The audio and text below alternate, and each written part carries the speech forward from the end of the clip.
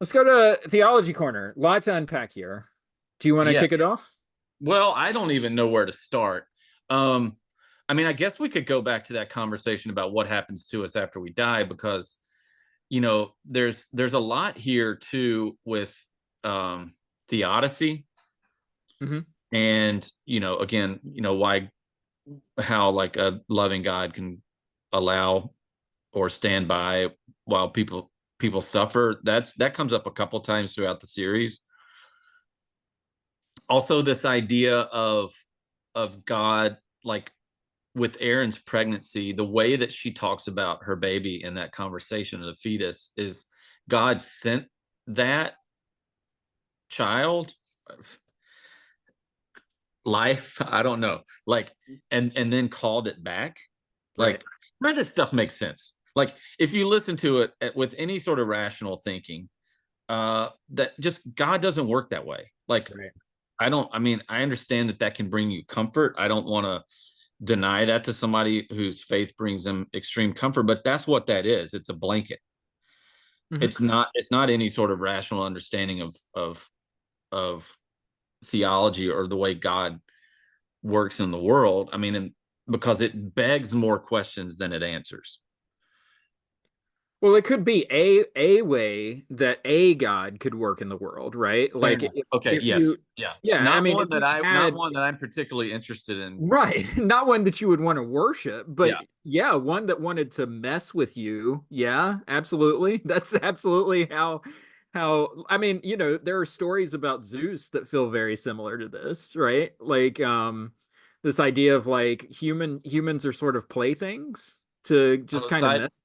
Yeah. sidebar, currently on Netflix, Chaos. That should be our next show that we Okay. discuss. It's exactly what you're talking about. Continue. Sorry. No, I'm just saying that like, but is that a God worthy of yeah, I don't know, worship or allegiance or whatever. I don't know.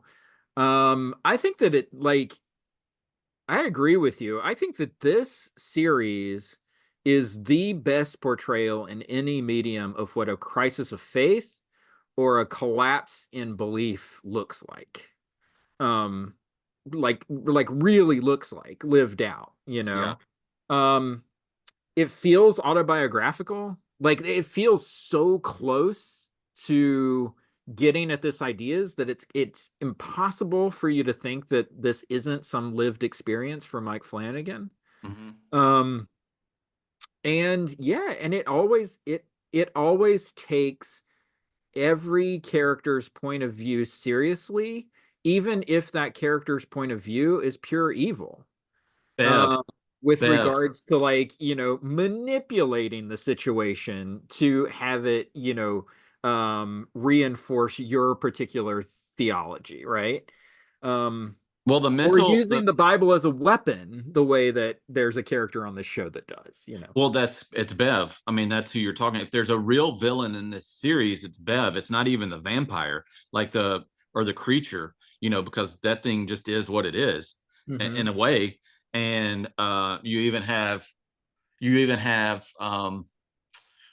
Paul, the priest, who's just, I feel like in some ways caught in the middle. At some point, the events get completely out of hand for him, and then you have Bev, who is you're in the Episcopal, or had been in the Episcopal Church. What's her role? She's like a Yeah. deaconess or a deacon, I don't know, but She's the she's altar like guild. Yeah, she's her the altar her guild. her mental and like theological and biblical gymnastics, Yeah. to pivot at every turn to explain what's happening, or to explain away what's happening, or as you said, to punish people, is really breathtaking. Hmm. And guess what? We've all known Bev in our life. If you grew up in any sort of religious community, there Yeah. was at least a Bev.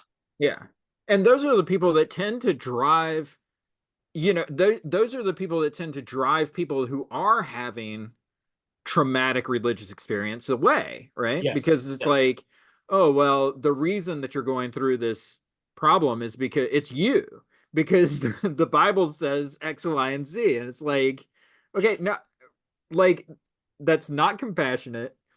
it's likely wrong, right? Because Are you sure? you're applying It's like you're reading meaning into a text rather than drawing meaning out of a text, right? it's me. You're sure it's not the 300 pound Dracula over here Yeah, trying to eat me? exactly. Like that's my fault. What did I do? Yeah. Exactly.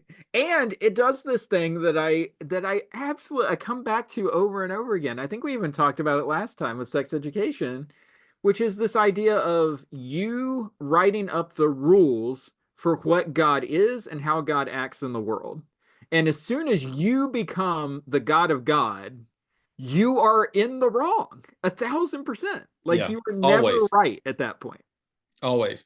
Another thing about this that I think it can only work in this setting though. Well, let me take that back. Not only. I think it's a bit more mm, profound in this setting is just the day-to-day lived experiences of like the way in which religion defines existence for that community, ritual, tradition, Mhm. relationships, meaning making.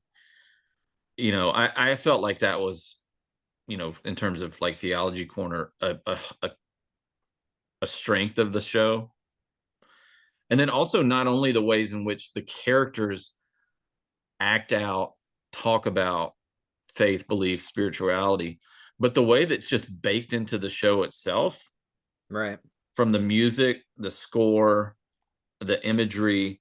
Like it's not just that, oh, I can write characters who are dealing with religious trauma. Like I also have a great music producer who understands hymns and the right place to put those. And Mhm. I thought it was quite beautiful in places too.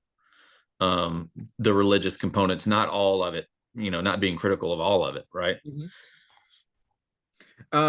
I would also add just one quick thing, which is that it's hard to watch the show and divorce it from some Stephen King elements.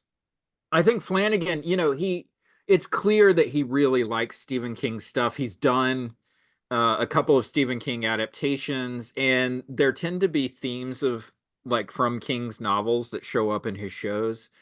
And the one that this is clearly a one for one, it seems like to me, is there's a comp between this and The Mist that was one of Hmm. Stephen King's short stories, I think from Skeleton Crew, Yep. um, which is a group of people who are isolated, who are stuck in this little place. For Midnight Mass, it's an island. For The Mist, it's a grocery store. Hmm. And as a result, they're making a community amongst themselves. And there's like a zealot character that comes up whose job, it seems, is to explain what's happening to everybody and to create sort of a cult around their explanations. Hmm. And so Bev works that way, in the same way that there's a character in The Mist that kind of works that way as well. This sort of religious zealot who's explaining what's happening to the world around them, even though they have no idea, even though both of those characters have no clue what they're talking about. They do it in such a way that it brings people over to their side. Hmm.